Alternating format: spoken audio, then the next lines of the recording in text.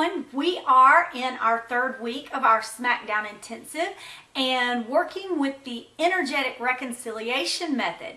Today we are going to do some work around emotional overeating.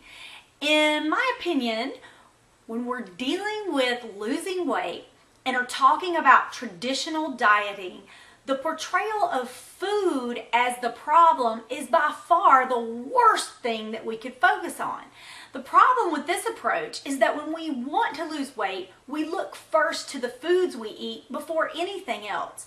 And food is totally an easy target for sure. We count calories and we try to understand the math behind the diet. We then go into discerning what foods we should stay away from, how much we should limit our food intake, and then we read about what foods that we already don't like and don't care too much for, by the way, that we need to add more of into our diets. Diets seem appealing to us when we're desperate for a solution to a problem that is causing us pain, and that's because diets are simple. Anyone can diet.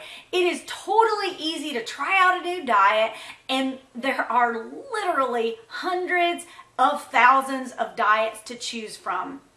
And most of the time, when we try out a new diet, we will see some positive results. However, if you are merely addressing the symptoms of a much greater problem, any positive results that you had will not last into the long run. Remember, it's not about the food.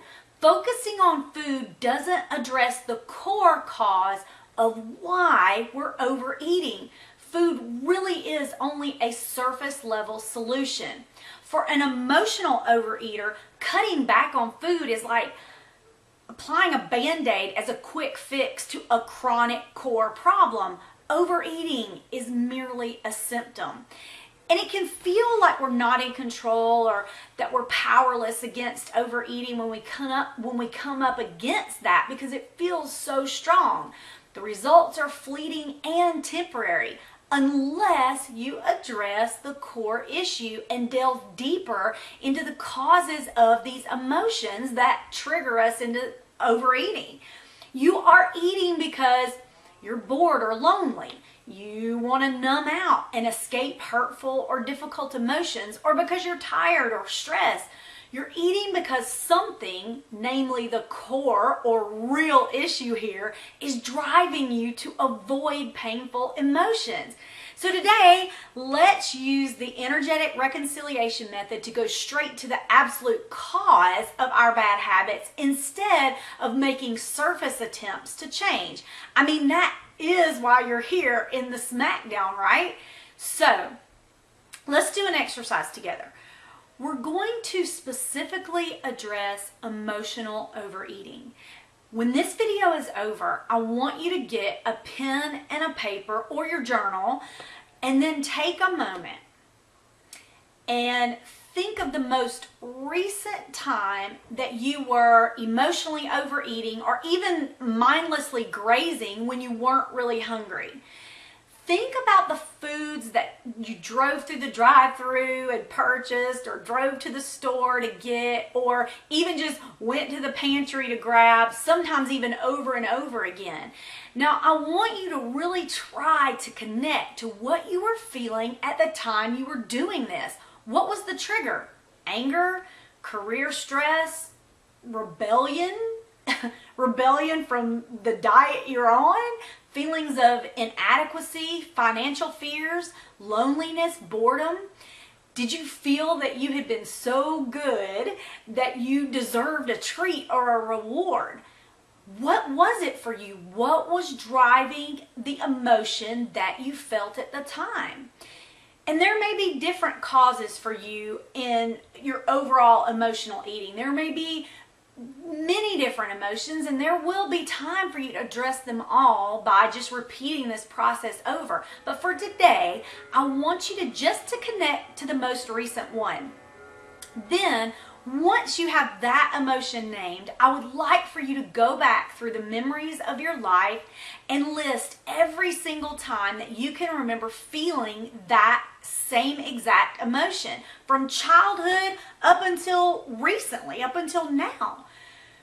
List the ones that have the highest emotional attachment or emotional trigger or emotional source to. List the ones that have low. List anything that comes up into your mind.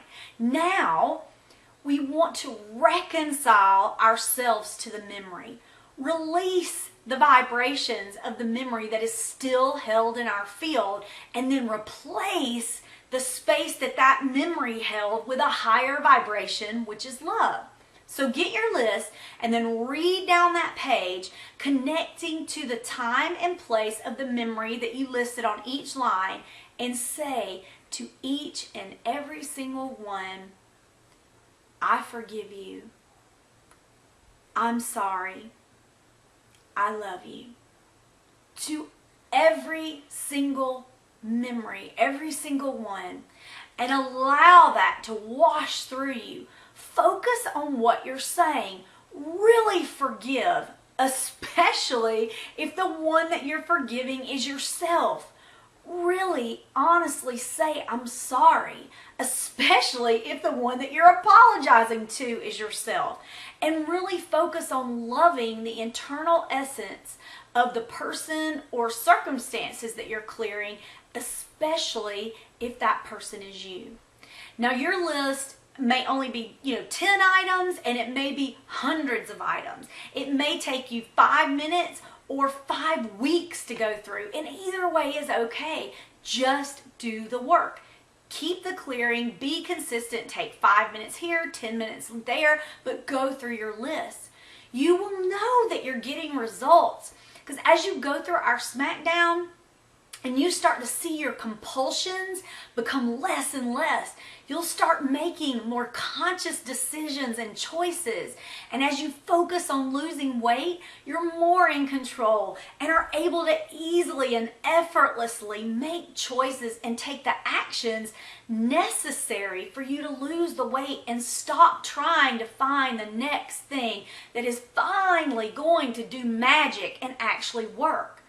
I know that you can do it. Take control, take your power back, and allow yourself to feel confident that things will get better, they are getting better, and that you are already moving forward.